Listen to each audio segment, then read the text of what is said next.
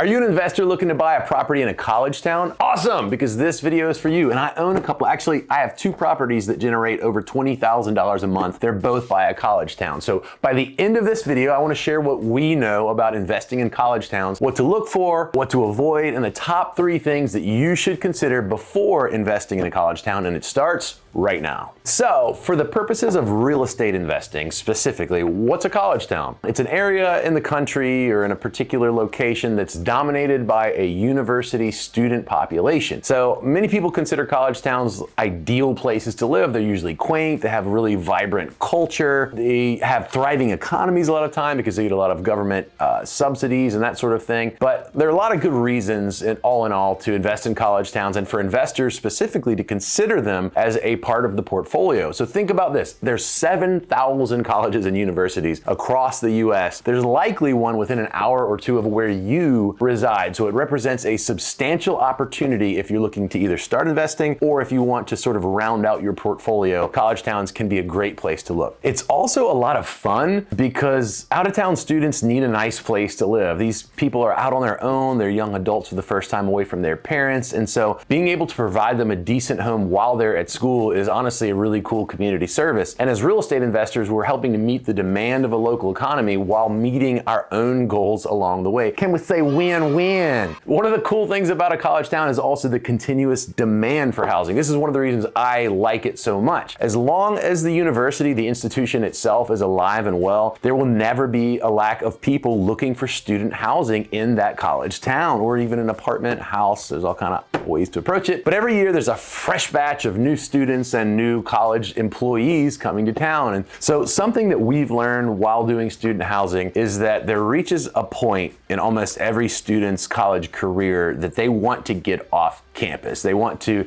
sort of be out on their own. It represents the next level of independence for college students. And they want to have their own lives and they want to be able to hang out with their friends completely independently of both mom and dad and of the campus itself. So it's almost like a thing where the cool kids want to live off campus. There's a certain panache.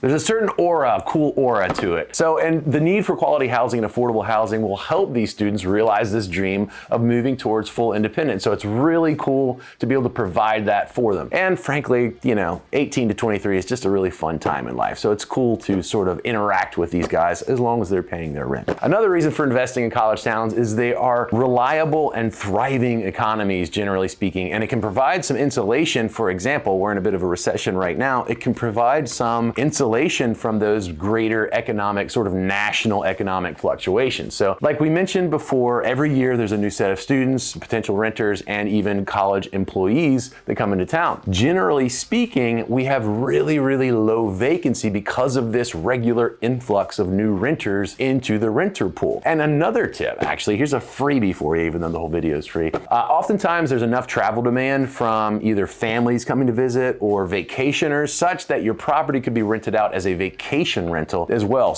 particularly if sporting programs or there's like a good football team or a really vibrant sporting team at that school, you can really slay it on Airbnb and VRBO in addition to doing student housing. So something to bear in mind. In my opinion, good returns are getting harder and harder to come by. So one of my very favorite plays, if you will, right now is small multifamily or apartments, basically like 2 to say, 12, max 15 units in very, very close proximity to a university. Even things like a mixed use building where there's like commercial on the first floor, think like a deli or a coffee house, and then apartments above. These can make really, really good returns right now because there's not a lot of people snatching up these types of properties. The closer to campus, the better it's going to perform for you because oftentimes students, they don't have cars and they don't want to live too far away from school because they might have to walk there or jog there or ride their bike there. So small multifamily and small apartments in really close proximity to universities is a great real estate move right now. Something else we've seen success with is renting by the room. So for instance, I actually have a friend who just bought like a 3,200 square foot property. It's a single family home. And he was essentially, during renovating it, he got a permit for essentially creating a 6-bed, 3-bath house. So he's gonna rent it by the room and 2 students will share 1 bathroom. And I think he gets like $550 a month. Now he includes utilities, but he gets like $550 a month per student. And so that adds up to like $3,300 or so a month in gross income on a single family house. Now, if he had just put like a normal, regular family or a normal tenant in there, he would have probably gotten closer to like $1,800 a month. So that's a big win in consideration to what he would be making if it weren't student housing. And also the students are happy to live there and pay that because comparatively they're doing just as good or better than they would in the tiny little teeny dorms that they get, and they're off campus and they get to do the panache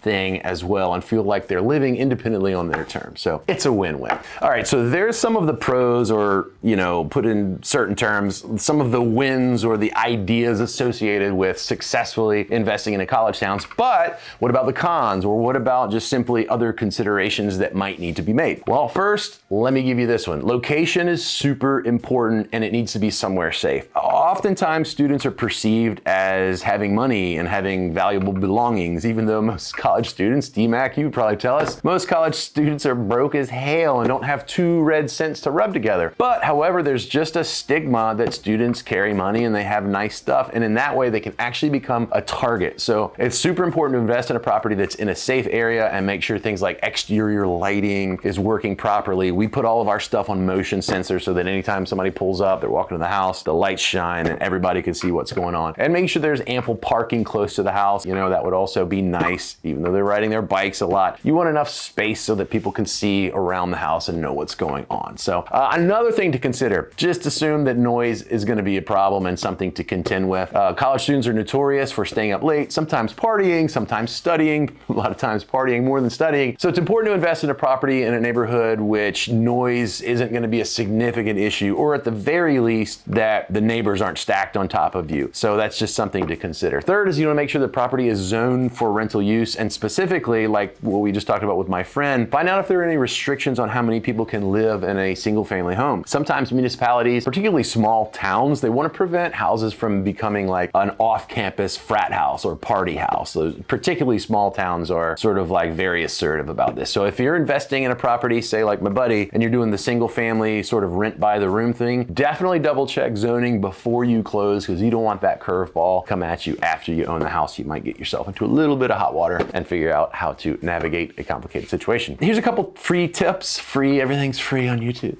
Here's a couple tips on managing and renting to students because, let's face it, the money in real estate rental investing is made in operating and managing property. You can have all of the most wonderful, beautiful homes and apartments in the world, but if you don't know how to work with tenants and effectively operate the building and the property, you're going to go out of business very, very quickly. So let's talk about management. First, have a great screening process for tenants. This is super important because you want to make sure that they can pay you and are responsible to pay you when you collect rent. Bottom line is a lot of students don't have credit, or they don't have good credit because they don't have credit history. So this is where references come into play. You've got to find out references, and you've got to talk to people who can vouch, for lack of a better word, for the character of the individual that you are going to be renting to. So make sure that you're placing student tenants in there that have the ability and the desire to pay you and pay you on time, which brings me to number 2, have a strict late payment policy and enforce it every time without fail.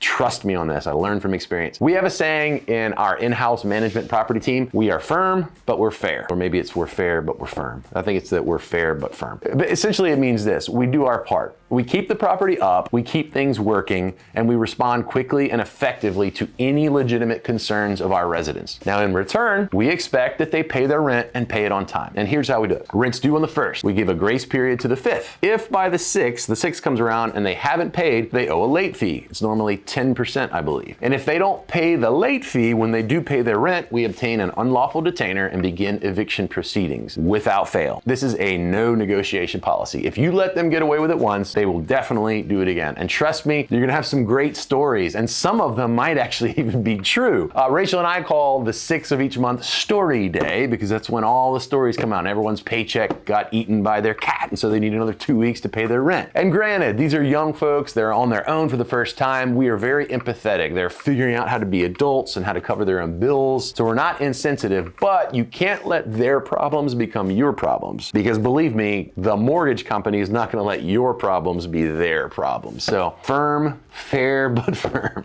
Fair, but firm. Trust me on that. Last tip, be ready for an occasional noise complaint. Be ready for parties. There will invariably be a party or two at your house if you're renting to students in close proximity to a university. So just accept that fact now and have a plan to navigate that when it comes up. With all that said, we personally have multiple investments in college towns. We have a 15-unit apartment that is a stone's throw away from William and Mary College in Williamsburg. We also just picked up a 2-unit building that's less than a mile from Old Dominion University. And the two of these properties generate over $20,000 in income per month. So we absolutely love this strategy. We love the demand, we love the profit potential, and even the locations of the particular properties that we have. They're really cool. We love going to check them out. There's often like cool restaurants and breweries around. So it's a great strategy all across the board. If you're buying in college towns and you buy right, they're gonna do well if you know how to operate the buildings. But what about you guys? Is this something you'd be interested in? Is this something you would do? Do you see yourself investing in a college town? Do you have questions that you would like answers to? If so, please comment below. I'd love to help you figure out anything that you need to figure out, because that's why we're here. So,